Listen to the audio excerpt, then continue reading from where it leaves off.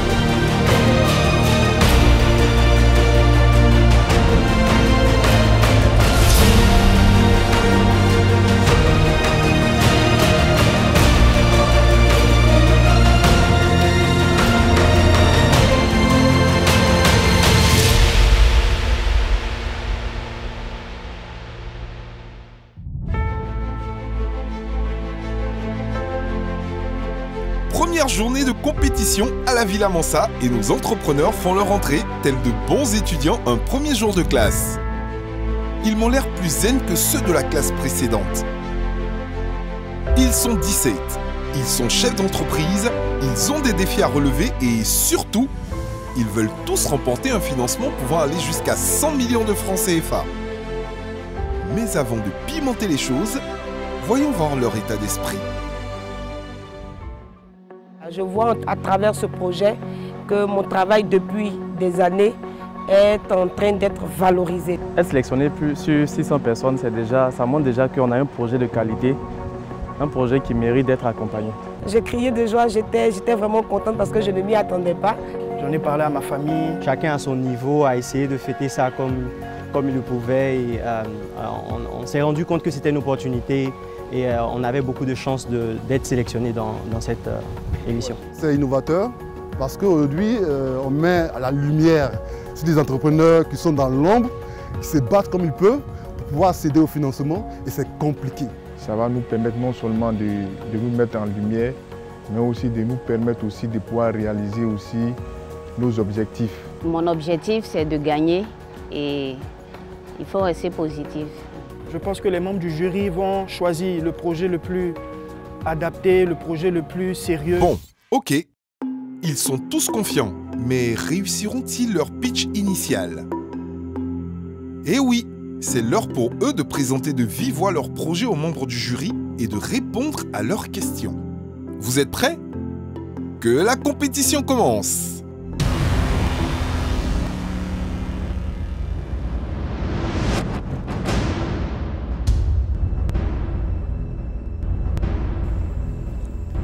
Bonsoir mesdames, bonsoir monsieur.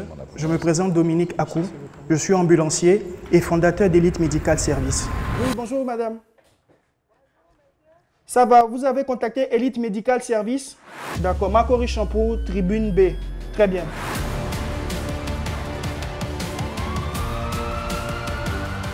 J'ai créé cette entreprise à partir d'une opportunité et après 3 ans d'exercice, je peux vous dire que j'ai trouvé ma mission de vie. Une ambulance emploie 4 personnes et avec ce financement, nous comptons en acheter 3. Est-ce que l'offre de services que vous avez donc, dans cette industrie-là répond à la demande en transport médicalisé? Oui, parce qu'on a fait le constat sur le terrain qu'il y a un bon nombre de cliniques privées qui n'ont pas d'ambulance. Et ensuite, en termes de... Donc la réponse est non? Non, et la réponse est non. Très bien, la réponse est non. Bon, très bien. Aujourd'hui, vous faites un chiffre d'affaires de quel niveau? Le chiffre d'affaires de 2020... 20 ou 21? Ok, le chiffre d'affaires de 2021 est de 34 500 000. Et avec vos 4 ambulances, si vous les avez, vous comptez faire monter le chiffre d'affaires à quel niveau? Alors pour l'année 2022, nous allons passer à 90 millions Et l'année 2023, nous allons passer à 150 millions de chiffre d'affaires. Avec les 4 ambulances? Avec les 4 ambulances. Parce qu'une ambulance fait environ 2 interventions par jour. Mais comment est-ce que vous comptez être rentable alors? Avec les 4 ambulances, on compte réaliser un chiffre d'affaires moyen de 9 millions par mois. Non, on ne parle plus de chiffre d'affaires, on parle de résultats. On parle de résultats. Le résultat. On ne parle plus de la ligne d'en haut, on parle de la ligne d'en bas. Le bottom line, d'accord. Ouais. Alors, en termes de résultats nets, sur l'année 2020, on a fait une marge positive de 95 000. Et pour l'année 2021, pardon, pour l'année 2020. Vous parlez de marge brute ou de résultats nets? Résultats nets. C'est pas la même chose. Résultats. C'est pas la même chose. En termes de résultats. Ok.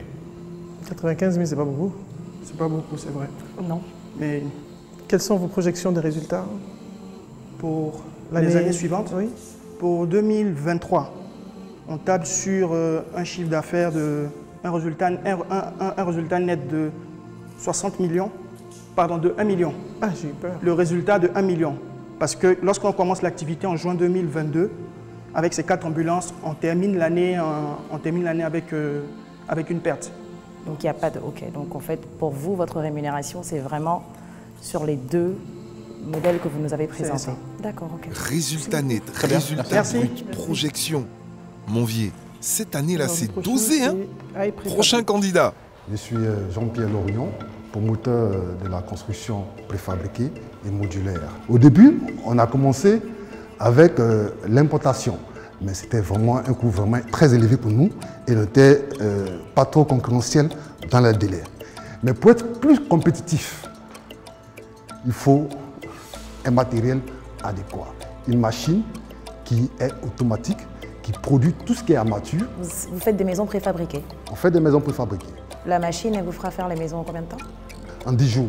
Non, pardon. Et quel est le différentiel de prix entre l'importation, les containers que vous trouviez sur place, et les containers que vous fabriquez? Quel est le coût de tout? Le plus avantageux, c'est de trouver sur place. Parce que la construction préfabriquée... Non, ça j'ai compris. Je veux savoir le différentiel de prix, le montant de coût. Le montant de coût... Le coût, est-ce que combien vous économisez entre le local et le... Oh, on peut dire entre on peut dire 30%. Cette machine que nous voulons commander, on peut nous produire au maximum 10 maisons par mois. Combien coûte la machine? La machine coûte environ 60 millions. D'accord. Sinon, c'est une nouvelle méthode de construction. On construit tout. Elle n'est pas nouvelle, elle est préfabriquée. Oui, c'est pas nouveau. Moi, j'ai vu ça en Chine il y a quelques années. Exactement, mais en Afrique... à Shanghai, ils faisaient des maisons de luxe. Exactement, mais en Afrique, c'est encore nouveau, c'est culturel. Non, c'est pas nouveau en Afrique. Non, c'est vraiment nouveau, madame. Peut-être pour vous. Non, sur le terrain, c'est vraiment nouveau. Il y a beaucoup de pays qui font des maisons préfabriquées. Si, mais non, c'est venu maintenant tout récemment avec une promotion immobilière qu'on a fait.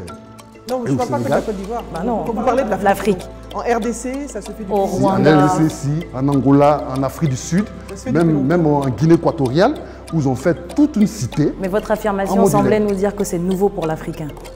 Franchement, madame, c'est un peu nouveau pour l'Africain. Ça, il faut le savoir. C'est vraiment nouveau pour l'Africain parce qu'ils ne savent même pas quand vous parlez de construction préfabriquée. En RDC, ça fait plus de 15 ans. Et il ne va pas capituler. Bref. Linda a l'air agacée, hein? Les avantages d'un logement préfabriqué?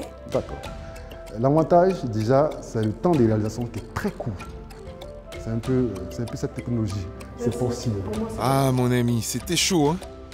Tu avais raison de transpirer. Au suivant. Ah, une femme.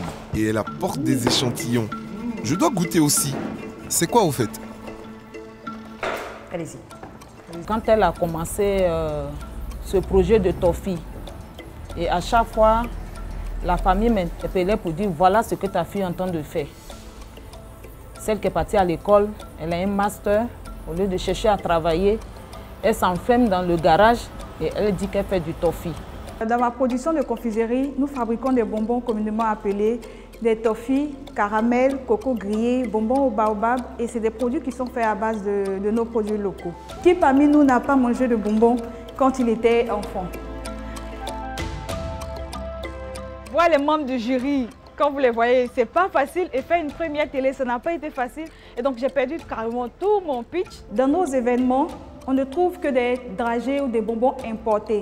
Alors qu'on a nos propres douceurs qu'on peut valoriser, qu'on peut mettre à un autre standard afin de pouvoir délaisser un peu tout ce qu'on fait venir chez nous ici. Mais ça coûte combien ce pot? 1500 francs. 1500 francs Oui. pour 100 grammes. Pour 100 grammes, 12 bonbons là-dedans. 12 à 1500. Donc 125 francs l'unité.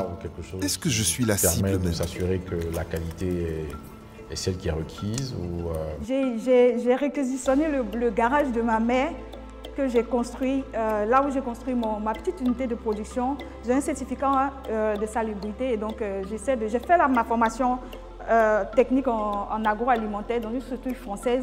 Donc j'ai appris tout le process de fabrication et de l'hygiène. Vois ton enfant qui est là à l'école, qui a un master, tu dois travailler pour faire plaisir à la famille qui se lève pour dire je fais de toffee. Si c'est toffee, nous on peut se lever pour faire toffee. Sinon, c'est pas mal. Je suis en train de manger là, c'est bon. Merci madame. C'est un peu dur. Merci. Merci. Merci beaucoup. Je vous en prie. C'est pour nous bien. Non, c'est vous pouvez reprendre. Vous pouvez avec. T'es bon au gingembre. Hein? Ouais, ça n'a pas été facile. On va faire à l'école de mon fils. La prochaine candidate arrive et son projet va vous étonner. L'histoire dans la Bible nous dit que quand Joseph a eu la révélation qu'il aura la famine en Égypte, ils ont fait des réserves. Et nous n'allons pas attendre jusqu'à 2050 avant d'agir. C'est pour cela que nous avons décidé de faire des réserves de ce que nous avons maintenant en faisant des sauces africaines en conserve, puisque nous sommes africains et la base alimentaire des Africains, ce sont des sauces. On peut les consommer jusqu'en 2050? Non, pas jusqu'en 2050. Présentement, les sauces se conservent à température ambiante jusqu'à 1 an. Et depuis 2019, nous avons mis sur le marché le concentré de sauce claire, le concentré de sauce graine, le concentré de sauce gnangnan et le concentré de sauce tomate. Où est-ce que vous vous approvisionnez? Comment ça se passe? Oui, et déjà moi je suis dans la production agricole depuis 13 ans et j'ai eu à faire une formation en agriculture biologique. Donc j'ai eu à partager cette compétence-là avec d'autres producteurs. Mais malheureusement, nous nous sommes retrouvés sur le marché malgré notre belle récolte où le sac d'aubergines de 50 kg a été acheté à 1000 francs. Et je ne vais pas me retrouver avec des produits qui ne sont pas sains. Donc vous connaissez vos producteurs? Oui, je connais les producteurs, je connais leur mode de production. Ouais. C'est ça. Il y a une traçabilité. En fait. Oui, il y a une traçabilité. Je n'ai pas d'autres questions pour l'instant. Ah ça, je pense que c'est bon signe. Mais je veux goûter la sauce tomate la prochaine fois. Les femmes que nous avons vues aujourd'hui ont été capables de présenter leur projet clairement, correctement, avec une vision. Elles ont raconté une histoire. Elles ont porté leur projet, elles le maîtrisaient, elles le comprenaient. Et ça répondait à un besoin clair. Guy Ange, le représentant, a la lourde charge de présenter le projet de son ami. Bonne chance, gars. Ils ne vont pas trop te manger. Si vous ne parlez pas plus fort, on ne vous entendra pas. Je suis Guy Ange-Kra. On est gentil, on ne mange pas. D'accord, madame. D'accord, je suis Guy Ange-Kra et représentant du candidat Trabi Fabrice, créateur du projet. Bon, d'ailleurs, pourquoi est-ce que ce n'est pas lui qui est là? J'attendais juste qu'il finisse de dire ce que je me demande. Il est où? En France actuellement. Ok. D'accord. Très bien. Le créateur du projet Mon BIM. Et comment est né le projet? Il est parti d'un constat. Nous avons constaté que pour partager certaines informations, c'est-à-dire d'entreprises ou particuliers, on utilise souvent les cartes de visite. En tant qu'étudiant dans ce domaine-là de technologie, il a jugé bon de mettre en place, c'est-à-dire une solution technologique pour permettre le partage de ces données-là. Et c'est de là qu'est venue l'application Mon BIM. Business, comment ça se passe? Comment vous gagnez de l'argent?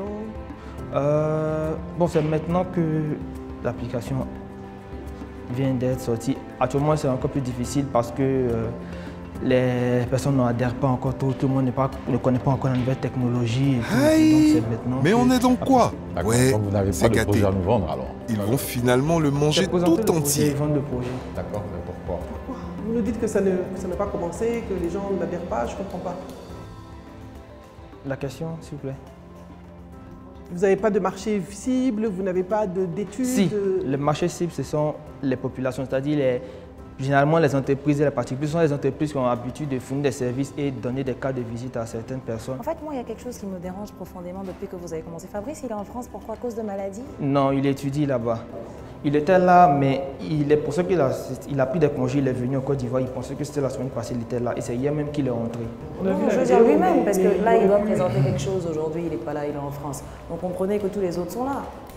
Oui, oui. Moi, ça me dérange. Il est le seul associé dans la société? Oui, c'est lui son projet. Oui, non, mais c'est pas parce que c'est mon projet que j'ai pas des associés ou des cofondateurs. Si, il a des associés. Et les associés ne pouvaient pas venir ici? Toi, tu es associé? Oui, je travaille avec lui. Non, je n'ai pas posé cette question. Est-ce que vous êtes associé dans le business? Non, voilà. On travaille ensemble. La question est très claire. Oui. Le français est une langue qui est très très limpide. Êtes-vous voilà. associé, oui ou non? D'accord. Et quel est votre rôle au sein de l'entreprise? Bon, je le représente ici actuellement. Non, je crois qu'on ne parle pas la même langue. Vous m'avez dit que vous travaillez avec lui dans le projet. Oui. Quel est votre rôle au sein du projet? La campagne publicitaire. Parce que moi, je suis dans le domaine de la communication. D'accord. Bah, écoutez, quand M. Fabrice sera prêt, il viendra. Et il voudra bien nous présenter son projet. On sera très heureux de l'écouter pour qu'il nous donne tous les détails relatifs. D'accord. D'accord? Merci beaucoup. Merci beaucoup. Merci. Frère, quand on t'envoie, il faut savoir t'envoyer. C'est ça qui est là, hein. Au suivant. Bonjour. Non mais, les gens viennent avec les échantillons et moi je ne peux pas goûter aussi quoi. Ok, si ça continue comme ça, je vais passer en mode grève vocale. En juillet 2018, nous avons constaté que la Côte d'Ivoire produisait entre 700 000 et 900 000 tonnes de bananes l'année. Mais nous avons remarqué qu'il y a plus de 45% de cette production qui est perdue. Ce qui a provoqué également la dégradation des conditions de vie de tous ces producteurs qui se travaillent de façon acharnée. Nous avons également remarqué que dans les rayons des supermarchés, nous avons remarqué une forte présence des chips importés au détriment des chips made in Côte d'Ivoire. Alors, nous avons dit qu'il faut que nous arrivions à relever ce challenge-là. Mon chips est donc distribué aujourd'hui dans des rayons de supermarchés tels que Carrefour, Leader Price, Chic Shop et autres. Nous sommes également distribués dans la sous-région, au Sénégal, au Burkina Faso, en Guinée-Conakry et également en France. À 250 francs le prix de vente. De grossiste. Au grossiste. Quel est justement, donc, quel est le coût de revient que vous avez, puisque ça a l'air d'être votre... Nous sommes autour de 190 francs. Donc à 190 francs, donc ça vous fait une marge de 60. D'accord. Donc, si vous permettez, oui. On a démarré ce projet avec 50 000 francs et aujourd'hui nous sommes à 69 millions d'investissements parce que nous avons reçu des subventions de la part de l'USAIDF, qui est une structure américaine, après avoir audité notre système de gestion interne. Nous avons également reçu le prix du jeune entrepreneur émergent au niveau du district autonome d'Abidjan. Pour dire que nous sommes sur une bonne voie et nous pensons que si vous investissez dans ce projet-là, vous aurez non seulement changé la vie de plusieurs personnes, mais aussi impacté la zone rurale. Nous avons commencé par les chips nature et nous comptons améliorer avec des saveurs telles que des chips avec des saveurs d'arachide. Moi, j'ai demandé en fait l'huile et le sel, le sucre, parce que quand on voit là, oui, parce que tu en as, tu as glucides, tu as sucre, on a vraiment. Donc si on a des enfants diabétiques déjà, oui, on peut pas toucher. Ce que nous sommes en train de faire, comme je le disais, nous sommes en train de travailler. Bientôt sera disponible des chips sans sel pour ces personnes-là qui ne consomment pas le sel. Des chips aussi.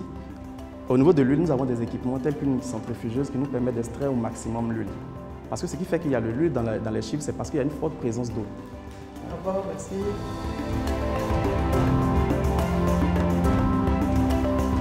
On fait la formation à l'école, mais quand on sort de l'école, ce n'est que la théorie. Jean-Luc, vas-y, souris et présente-nous ton entreprise. Bonsoir. Serrez ta figure dans moi-même j'ai eu peur.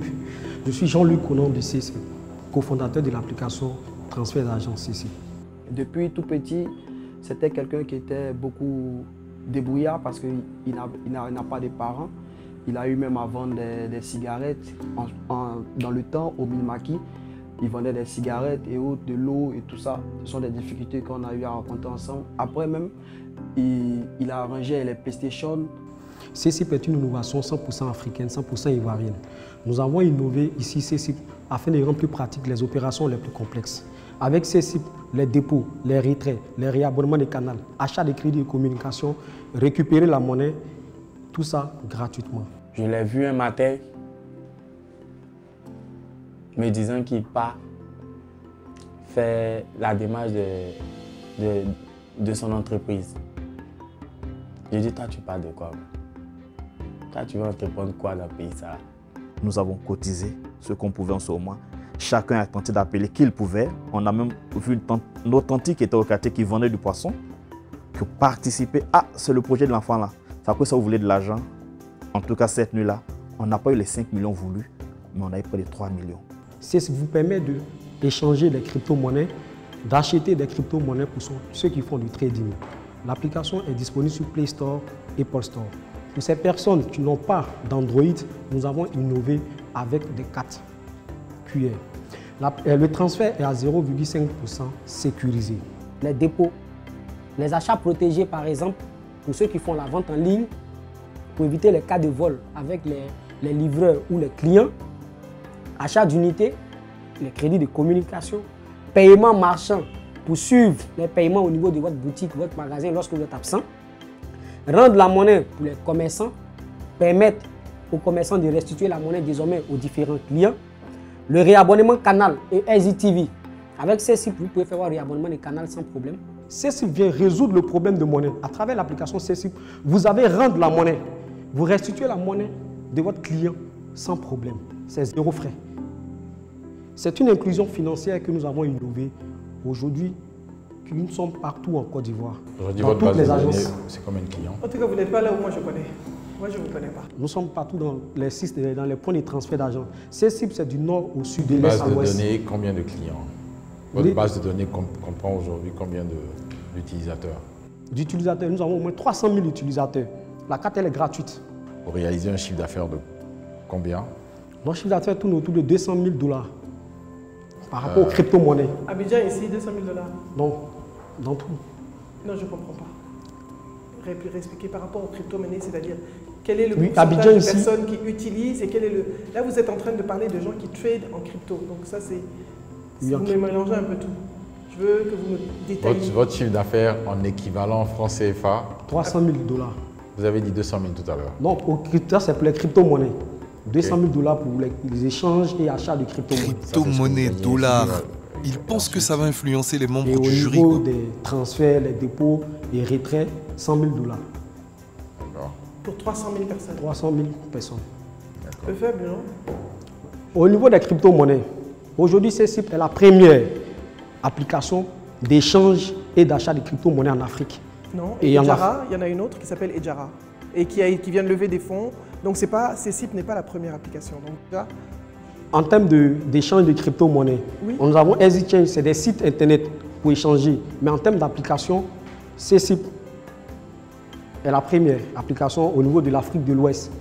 Je pense que vous devriez vous renseigner et faire votre benchmark. Et vous renseigner sur Ejara.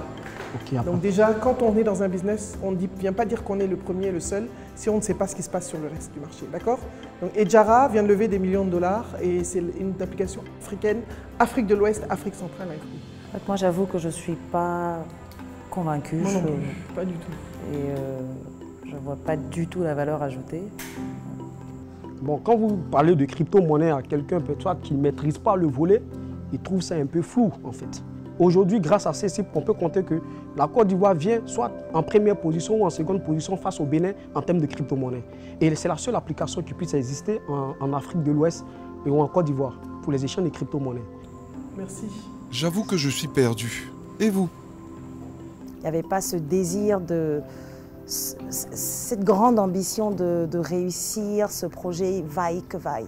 À la fin de la journée, on y arrive quand on met tous les moyens. Bonsoir messieurs. Déjà, bonsoir, mesdames. lui, il semble plus calme. Je me présente, je suis monsieur Tassini. J'espère qu'il sait de quoi il parle. Écoutons-le. Je suis le fondateur du projet du permis de conduire numérique à point. Aujourd'hui, à cause de la facilité d'avoir un permis de conduire, nous avons trop d'accidents et de pertes de vie humaines, hélas. C'est pour cela que je me suis lancé à Jeune Mansa pour la réalisation de ce projet qui va nous permettre de pouvoir changer la mentalité de tout individu. En pratique, comment ça marche? J'ai pas compris. En pratique, en fait, comment ça marche? Comment ça marche? En premier lieu, c'est d'avoir un serveur. qui permettra de réorganiser tout type de permis de conduire. Le futur, rien n'existe pour le moment? Pardon? Rien n'existe pour le moment? Non, madame. D'accord. Comment ça, rien n'existe? Mais il fait quoi ici? Il s'agit d'avoir un serveur pour la réalisation, pour l'organisation d'abord du permis. Oui, la partie rentable, c'est-à-dire quoi? Non, la Côte d'Ivoire n'a pas encore changé de ses règles. Pour l'instant, il n'y a pas encore de permis à point. Ça n'existe pas. D'accord. On est d'accord? Donc, vous avez fini de faire une application, vous allez vous dépenser de l'argent pour le faire. Mais... Et puis, vous vous croisez les bras et puis vous attendez qu'on prenne une décision ou c'est quoi le modèle? C'est ça que je n'arrive pas à comprendre. Moi non plus. D'accord. En fait, peut-être que ça existe comme vous l'avez dit, mais c'est de réveiller Pourquoi j'ai tout envie de chanter? Qui existe déjà. Mais qui n'est pas encore installé en Côte d'Ivoire. Non mais Stéphane, tu as fait fort. Tu t'enfonces là mon gars. Comment vous changez la réglementation du pays? Vous avez essayé de faire un piquet devant le ministère des Transports. Qu'est-ce que vous faites réellement? En fait c'est ça, parce que vu que c'est quelque chose d'innovant, qu'est-ce que vous avez fait réellement? Bon, j'ai envoyé le projet au ministère du Transport, qui est en train de faire l'étude par rapport à ça. Je n'ai pas encore eu de retour. Mais le retour, normalement, doit se faire d'ici à la fin de ce mois. Donc, vous attendez? Oui, donc j'attends. Mais néanmoins, je viens à Jeune Monsa. Et s'ils reviennent et vous disent non, qu'ils ne veulent rien changer pour maintenant? Et quand nous, on vous donne de l'argent, vous faites comment? Et d'abord, parce qu'on ne sait même pas comment vous gagnez de l'argent déjà. Vous ne savez pas comment je gagne de l'argent? Non. D'accord. Ça, c'est l'un de mes projets. Sinon, moi-même, j'ai plusieurs projets et je suis responsable. On parle de ça. C'est ce projet-là qui nous intéresse. Vous êtes venu avec ce projet-là, c'est ça? Vous êtes à Jeune Monsa pour un projet précis. Oui. Pas 10 projets. Voilà. Ce projet-là, comment on gagne de l'argent? Comment on gagne de l'argent? Mais c'est de l'argent que vous venez chercher. On ne va pas vous donner de l'argent sans savoir comment vous en gagnez. Effectivement. D'abord, c'est de passer des anciens permis aux nouveaux permis. D'accord. Donc, c'est à vous, on doit donner le contrat national. Les nouveaux permis à point. C'est ça que vous Normalement, c'est pour ça que j'ai envoyé au ministère du Transport. D'accord, ok. C'est pour ça que j'ai envoyé au ministère du Transport pour avoir ce contrat. Ok, d'accord. Voilà. Vous avez une idée de projet pour lequel vous cherchez un financement. On essaie simplement de vous expliquer que la nature de ce projet-là nécessiterait, de notre point de vue, une approche différente. D'accord? Donc, allez réfléchir à cette approche différente. On pourra toujours vous en parler si vous le souhaitez. Mais tel que c'est présenté aujourd'hui, je ne crois pas que ça cadre avec l'architecture que nous avons. D'accord? On peut dire ça comme ça? D'accord. Bon, très bien, merci. Merci beaucoup. Merci. Donc il faut plus de clarté, plus de travail. Quand on vient devant un jury, on se prépare, on travaille et on s'assure qu'on présente une entreprise qui est cohérente. J'espère que ce candidat est plus lucide que le précédent. Voyons voir. Je suis Nguessan Kofi Jacques Olivier, manager de la société Tsegrossi. Selon le Fonds mondial pour la nature, la Terre a perdu 60% de ses animaux. Et l'une des causes, c'est l'utilisation abusive de la peau des animaux pour les produits de luxe appelés cuir. Et nous avons, dans nos recherches, vu que la Côte d'Ivoire disposait de plus de 15 000 hectares de champs d'ananas, qui après le vieillissement de ces plants-là, ces feuilles se retrouvaient jonchées dans la nature, alors que les feuilles d'ananas peuvent mettre 6 mois, voire 1 an avant de se détériorer. Alors, nous avons, après tant de recherches, trouvé la solution pour venir au secours des animaux. Vu que l'Afrique de l'Ouest exporte plus de 1000 tonnes de cuir chaque année, et la Côte d'Ivoire, qui a perdu plus de 80% de sa forêt, on se demande où sont partis les animaux. Ce que nous faisons, c'est de collecter d'abord les feuilles d'ananas avec les planteurs, les décaper, c'est-à-dire enlever les fibres à l'intérieur des feuilles, et passer, on va dire, pour le compactage, pour devenir le cuir, pour le filage, pour devenir le tissu, pour les mèches, on va dire l'amincage. Et à partir de là, nous passons au procédé de soit de mélange. Et tout le processus est naturel parce que même les couleurs, nous ne prenons pas de produits chimiques comme on le fait avec les peaux des animaux. Nous traitons la couleur avec la couleur des arbres, les troncs d'arbres et on va dire la gomme d'arbre. Vous voulez accroître significativement votre production, oui. Vous voulez investir dans une unité qui va vous permettre de faire face à votre demande. Oui. Il faut que vous intégriez dans cette équation-là l'accès à votre matière première et donc de vous rapprocher dans la mesure du possible des autres. Voilà. Nous avons travaillé avec les étudiants de l'INP en 2019 et nous avons développé un type d'ananas qui ne fera pas de fruits mais qui va plus développer les feuilles. Mais ça, c'est un nouveau projet. Oui, effectivement. Pour lequel vous allez devoir investir encore. Autre chose. Vu que nous sommes déjà dans le domaine aussi en agriculture. Il y a des pistes intéressantes à explorer. Merci. Merci. Si vous êtes fan de beurre de karité, je vous invite à écouter ce projet. Découvrons ensemble de quoi il est question. Je viens d'une région, la région du nord-est de la Côte d'Ivoire, la plus grande région de la Côte d'Ivoire, Bounkani, qui a la plus forte production en amande de karité. Il faut que le monde entier sache que la Côte d'Ivoire a aussi du beurre de karité, parce que j'ai constaté que beaucoup d'Ivoiriens, 97% d'Ivoiriens, ne savaient pas qu'il y avait le beurre de karité en Côte d'Ivoire. Avec le fruit, la pulpe, on sort du sirop, de la liqueur, du jus. Et à partir du beurre, nous pouvons faire toutes sortes de produits cosmétiques avec le beurre de karité, toujours en y ajoutant d'autres huiles végétales que nous avons aussi dans nos régions. À partir de ces 50-60 tonnes de produits de karité semi-transformés, quelles sont la capacité en chiffre d'affaires ou je ne sais pas de vos produits? En chiffre d'affaires en 2019, ça tournait autour de 20 millions parce que j'ai créé la société au 4e mois de 2019. Bon, 2020, ça a été difficile parce que j'étais en France et ça m'a bloqué. Quel est le marché que vous visez? Le monde entier. Non, mais vos marchés, quand vous me dites 40 millions de francs de chiffre d'affaires, 40 millions, c'était marché local, local et la France. Local sur le transformé ou sur le semi-transformé, le beurre?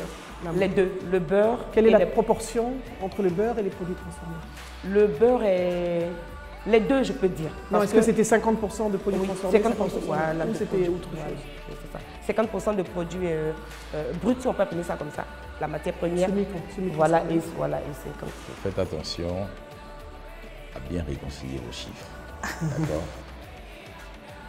Et quand vous nous dites que vous faites 50 à 60 tonnes et que vous achetez 1 kilo à 1000 francs, vous êtes en train de nous dire implicitement que pour ces 50 tonnes qui font à peu près presque 50 millions, d'accord? Quand vous avez un chiffre d'affaires de 20 millions, vous êtes déjà en train de perdre beaucoup d'argent. Oui, il y a un problème. D'accord? Beaucoup d'argent. Avant même que vous ayez commencé à faire une quelconque transformation. D'accord? Je ne vous demande pas de nous répondre maintenant, mais c'est important pour vous de réconcilier les chiffres, pour ne pas qu'on soit perdu dans la façon dont le projet va être présenté. D'accord? Très bien. On peut s'arrêter là pour l'instant. Merci.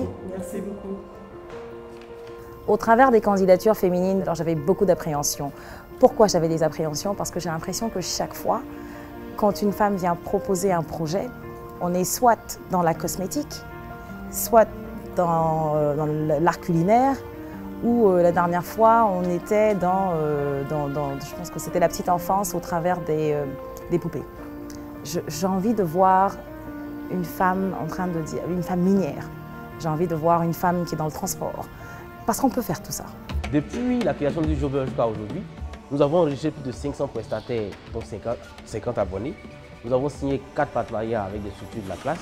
Nous avons 5 contrats de maintenance et nous avons intervenu plus d'une cinquantaine de fois sur des particuliers, essentiellement pour des problèmes de plomberie, de climatisation, de menuiserie ou d'électricité. Si nous avons un désir présentement, c'est de dire que nous voulons voir ce projet-là grandir, parce que nous croyons qu'il va résoudre beaucoup de problèmes aussi même au niveau du monde de l'artisanat, parce que quelque part, il contribue à régulariser aussi le monde de l'artisanat au niveau de notre pays.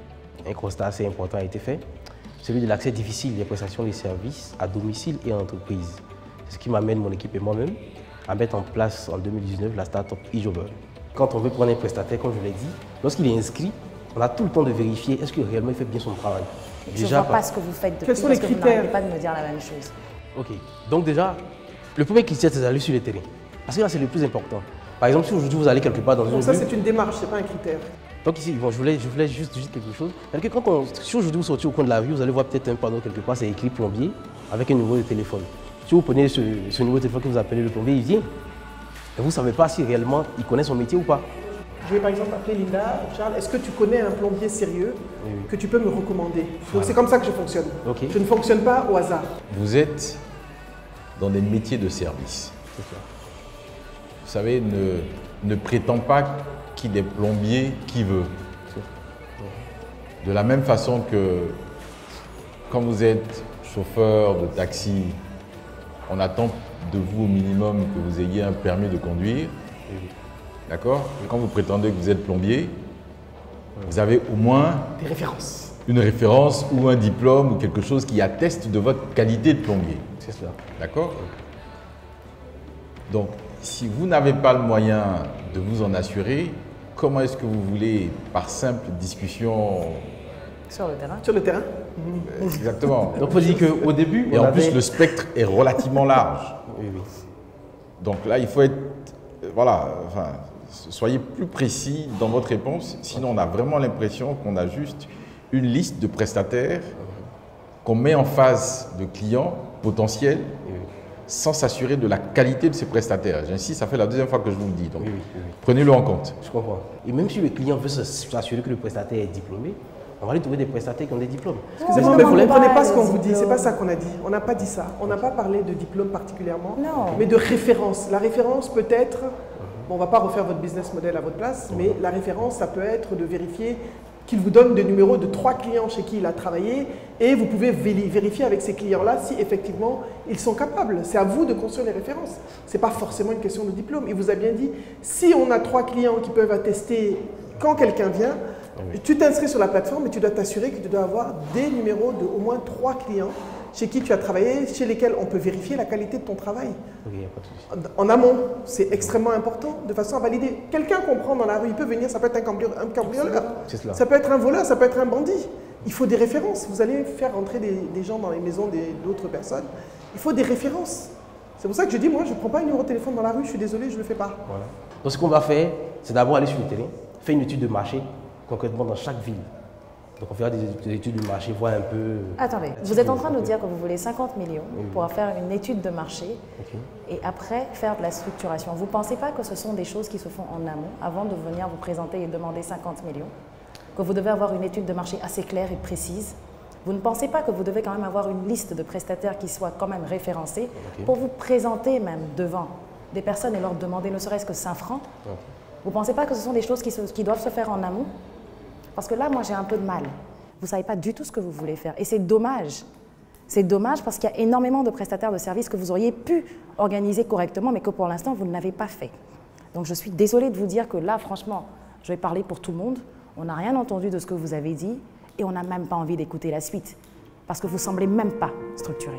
C'est clair, c'est précis, c'est concis. On passe à la suite.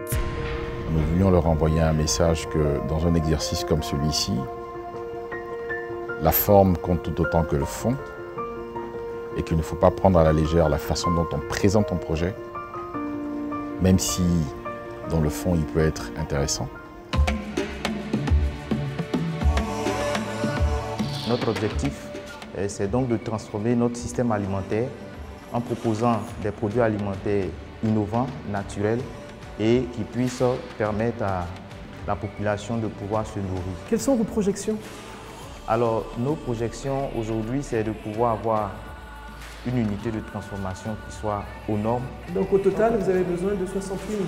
Oui, monsieur, oui, madame. Monsieur. Veuillez m'excuser. Combien vous vendez la boisson? La boisson, on les conditionne en 33 centilitres et en 400 centilitres.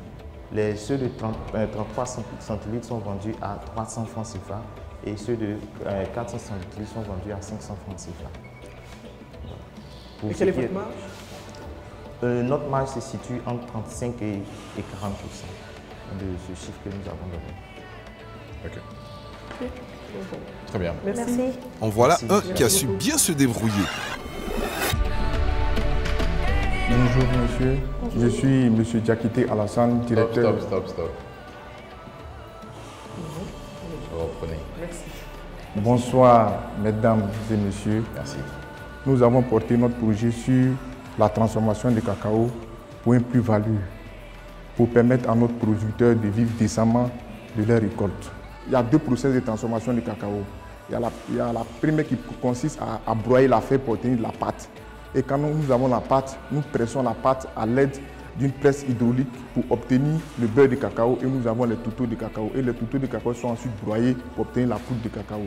Et il y a l'autre ligne Expeller qui consiste à presser directement la fève de cacao pour obtenir le beurre et les touteaux de cacao pour l'industrie cosmétique, pharmaceutique, chocolatée et industrie vétérinaire. Qu'est-ce qui va vous différencier, vous, de ce qui existe aujourd'hui? Nous, l'avantage avec nous, c'est que notre machine est conçue de telle sorte que nous pouvons transformer tout type de cacao, même les cacao qui ne sont pas exportables. C'est-à-dire que les graveaux de cacao qui sont les cacao hors normes, les petites fèves de cacao, les brisures de cacao qui sont jetées, même la coque de cacao qui est jetée, nous avons la possibilité. Je vous arrête. Votre machine, la machine que vous comptez, dans laquelle vous comptez investir? Non, la machine que nous avons actuellement.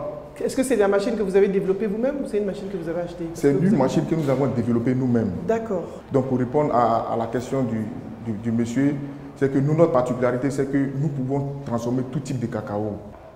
Merci. Merci. Sa présentation sur le plan stratégique. Merci. Mister Cacao a tué sa présentation, à en croire le sourire de Linda. Bravo. C'est qui le prochain? Mon frère est un très bon chef d'entreprise. Je l'ai déjà vu encadrer des enfants de mon âge et il serait bien diriger Gen Games. Je vais vous présenter le logiciel que j'utilise, qui est un moteur de développement qui s'appelle Unity. Depuis son enfance jusqu'à ce jour, Pierre-Antoine a toujours eu un penchant, je dirais un peu exagéré, pour les video games. Il aime beaucoup l'informatique et Gen Games, c'est quelque chose qui lui correspond totalement. C'est juste une démo, mais je vous parle d'environ 600 à 700 lignes de code. Il possède une expertise dans le domaine de l'intelligence artificielle qui représente le futur dans le champ de l'informatique et du virtuel. Et enfin, vous allez faire ce qu'on appelle build le jeu, c'est-à-dire construire le jeu. Quel est votre projet? Merci. Quel est votre projet? Mon projet est de créer une plateforme pour que toutes les personnes qui aiment les jeux vidéo puissent s'exprimer sur cette plateforme, c'est-à-dire vendre les produits qu'ils auront créés, vendre aussi leurs services, mais aussi faire du marketing et de la communication. Moi, personnellement, je ne comprends pas l'offre. Peut-être que les autres comprennent. J'arrive pas. Aujourd'hui, les créateurs de jeux vidéo, comment est-ce qu'ils le commercialisent? Les créateurs de jeux vidéo les commercialisent via des plateformes. Les jeux vidéo sont plus digitaux aujourd'hui que physiques, c'est-à-dire CD et autres. Soit.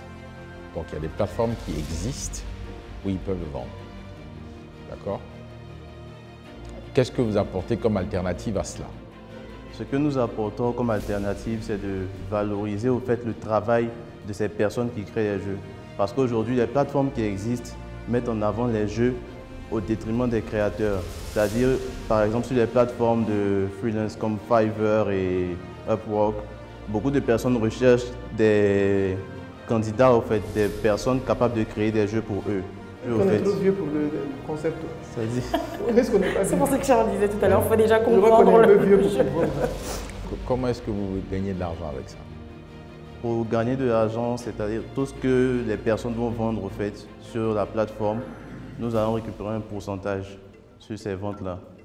C'est-à-dire, lorsque vous publiez un jeu, par exemple, une fois que quelqu'un achète, vous le vendez à 10 $. Si quelqu'un achète à 10 $, nous, on a 2 $ sur la vente, vous avez 8 $. Je ne suis pas sûr que tout le monde ait compris. Non, mais c'est même pas attractif, en fait, la façon dont vous présentez la chose. Donc, il y a un travail à faire de vulgarisation, voilà.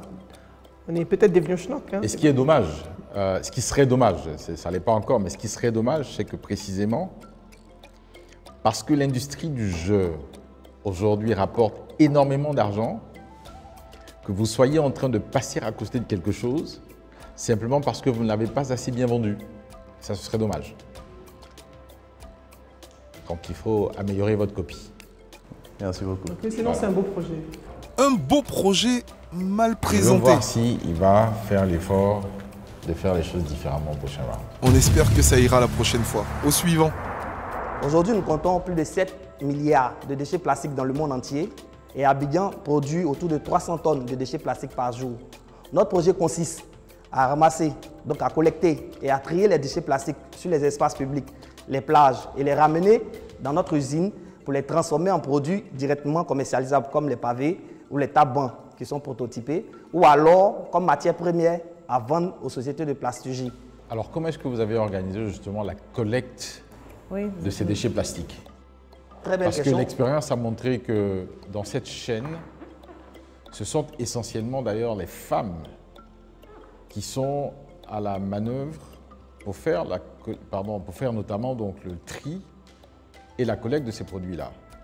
Mais elles ne sont pas forcément très bien organisées. Donc, est-ce qu'il y a aujourd'hui dans votre projet quelque chose d'intégré pour faire en sorte que ce maillon-là soit correctement servi? C'est pour ça que nous sommes là. C'est la solution que nous venons apporter. Nous avons fait notre prototypage de collecte de déchets avec les jeunes et les mères célibataires, les dames dont vous parliez. On s'est rendu compte que l'ordure, les gens appellent communément ordure, alors que ça est là dans les rues et personne ne s'en occupe. Le déchet plastique s'appelle aussi, si vous faites des recherches, vous allez voir que c'est appelé or blanc. Ça est là or blanc, pourtant tout le monde voit et personne ne s'en occupe. Mais parce que la problématique était sur la collecte et le tri. Les personnes qui collectent et trient n'ont pas la valorisation nécessaire pour faire de ça une activité quotidienne. Vous voyez? Donc, nous, on a proposé notre approche de la gestion des déchets plastiques aux institutions en 2020. En juillet 2020, on a eu 5 millions pour faire le prototypage. On a fait le prototypage avec l'Union européenne. Après le prototypage, en 2021, l'Union européenne nous a financé 25 millions pour faire l'expérimentation sur une année. Et c'est à la suite de l'expérimentation que nous sommes là. Les 25 millions de l'Union européenne, c'était un don? Oui, c'est une subvention. C'est une subvention qui a été faite pour l'expérimentation de notre approche. Parce que leur objectif, c'est qu'on puisse trouver des partenaires pour financer la partie économique. Sûrement encouragé. En tout cas, merci. Merci je n'ai pas d'autres questions. Merci, moi non plus. Très beau projet. Allez, ramasse ton or blanc, tes ordures et bravo, tu as réussi ta présentation. Au suivant. Moi aussi, j'aime beaucoup ce projet.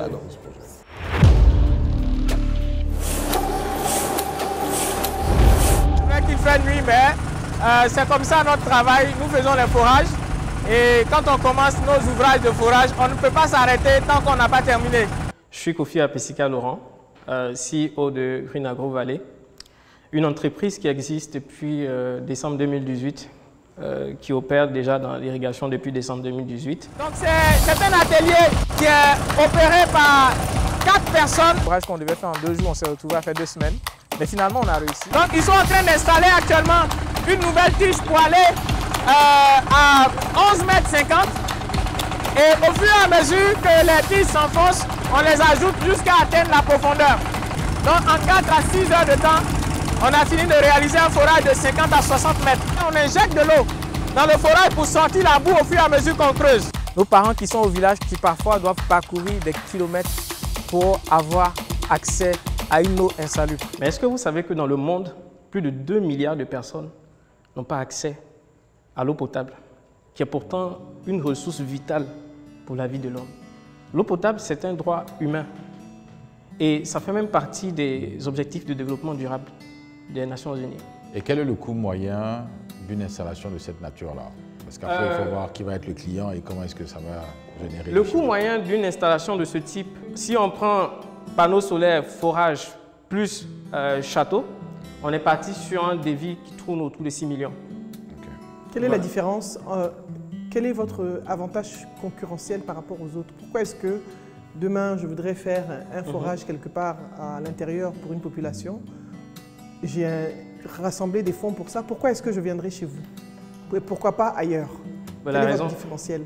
La raison, elle est toute simple. D'abord, économique. C'est-à-dire? Par rapport au coût que nous pratiquons. Parce que nous sommes sur un modèle d'économie d'échelle. Donc, on ne pratique pas des coûts exorbitants. Pour les forages, par exemple, nous proposons, dans certaines zones, où les zones très rocheuses, où il est difficile de forer, on propose des tarifs de 3 500 000 francs. Par contre, nos clients, et je dis nos concurrents, dans cette même zone, proposent des tarifs qui oscillent entre 4,5 millions et 7 millions parfois. Pour le même ouvrage, de la même qualité, il faut dire qu'à ce jour, on a déjà réalisé 8 forages. Malheureusement, il y en a 7 qui ont échoué. Pas parce qu'on n'était pas bien ou bien on ne maîtrisait pas notre travail, mais notre machine s'est heurtée à certaines roches qu'on n'a pas pu dépasser.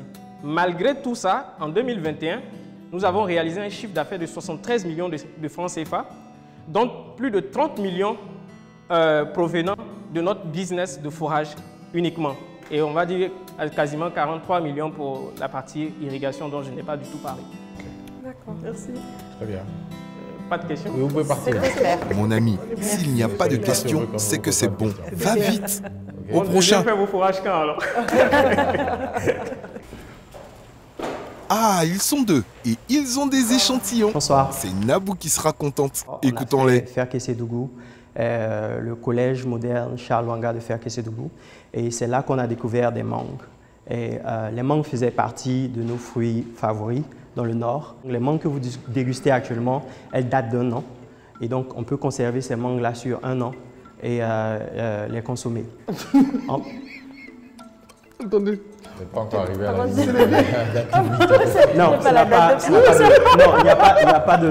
vous n'avez pas de raison de vous inquiéter par rapport à... Voilà. Et donc, en plus des mangues, il faut dire que les mangues en Côte d'Ivoire, c'est seulement sur 3 mois. Il y a aussi un autre fruit qu'on adore, qui est, je crois, le 2e ou le 3e fruit en Côte d'Ivoire, qui est l'ananas. On prévoit de commencer à sécher l'ananas l'année prochaine, dès l'année prochaine, et ainsi de suite avec l'ananas et la banane. Mixer maintenant des produits pour avoir non seulement des mangues séchées, l'ananas, mais ajouter du raisin et aussi des produits à côté comme le beurre de mangue, qui est notre produit phare. On est en période d'études actuellement par rapport au beurre de mangue et on commence la production de beurre de mangue l'année prochaine. Donc vous voulez un financement de combien? On veut un financement de 50 millions. D'accord, avec les 50 millions, qui sera réparti comment? Ok, les 50 millions, on aura 40 millions qui seront focalisés sur la machine. Donc ça vous fera 3 machines maintenant? Ça nous fera, oui, non, on peut avoir 2 machines avec ces 50 millions. Ces 50 millions. Donc ça va faire 4 machines. Donc avec on aura, les machines qu'on a sont des machines artisanales, si on veut dire, qu'on a fait sur le tas. Donc avec les 4 machines, on va passer à combien par jour? Avec les 4 machines, on prévoit de pouvoir produire au niveau des mangues, on pourra aller entre 40 et 50 kilos par jour. Maintenant, au niveau de l'ananas, on pourra avoir 30 kilos par jour. Merci.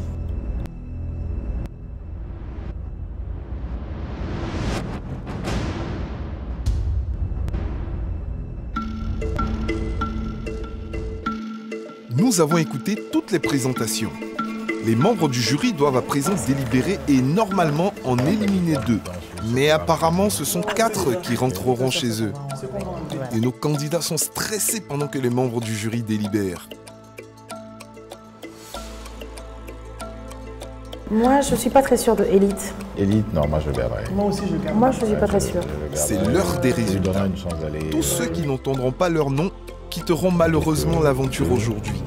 C'est triste, mais n'oubliez pas que n'a pas de financement qui veut, mais qui le mérite. De la liste des candidats qui sont retenus pour le prochain round. Tambou Rachel, Mégera, Diakité Alassane, Kwasi Marie-Ange, Outil Naturel, Pierre Thiam, de Gen Games, Loruno Jean, Doudou Fidèle, Guesson Kofi Jacques, Voici Jacob, Ajika, Akou Dominique, Elite Medical Service, Apessica Laurent, Green Agro, Denis Rachel et le dernier Silué Daouda et Sagra Fatoumata.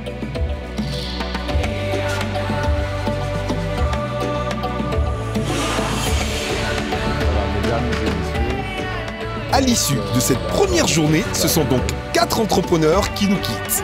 Il s'agit de Peoun Kwame, de Konankwadio, de Tapé Stéphane et apparemment le BIM de Trafabrice ne se fera pas dans cette saison de Jeunes Mansa. J'ai eu la chance d'être au second tour.